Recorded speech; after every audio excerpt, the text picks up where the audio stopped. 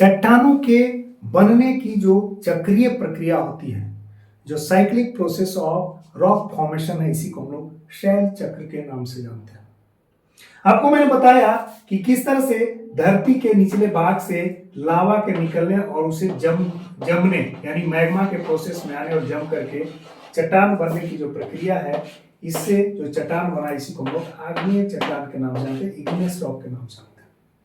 मैंने कहा कि जब ये चट्टान लुढ़कते पुढ़कते टूटते फूटते जब किसी लोलैंड में जमा हो जाते हैं और इसमें जीवाश्मों की जीव के जो अंश भी जब धीरे धीरे लेयर्स में जमा हो जाते हैं और इस तरह से एक चट्टान जो परत दर परत जम रहा होता है, इसी को हम लोग अवसादी चट्टान या परतदार चट्टान कहते हैं। इसी को हम लोग अवसादी चट्टान भी कहते हैं और परतदार चट्टान भी कहते हैं।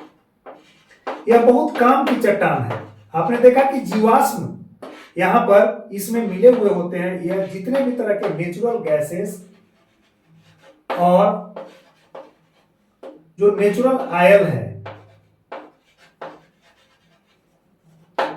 ये सारे के सारे इसी रॉक्स में जो है पाइप डाल करके निकाले जाते हैं। यानी अगर अवसादी चट्टानें नहीं होती तो हमें जो है नेचुरल गैस और पेट्रोलियम वगैरह जो पदार्थ है वह नहीं मिल पाते। जब इन्हीं अवसादी चट्टानों का हाई टेम्परेचर और प्रेशर की वजह से इनका मेटामॉर्फिज्म हो जाता है, इनके काया में परिवर्तन हो जाता है, तो इसी को हम लोग कायांतरित चट्टान कहते हैं। काया यानी उसके स्वरूप में परिवर्तन हो जाना।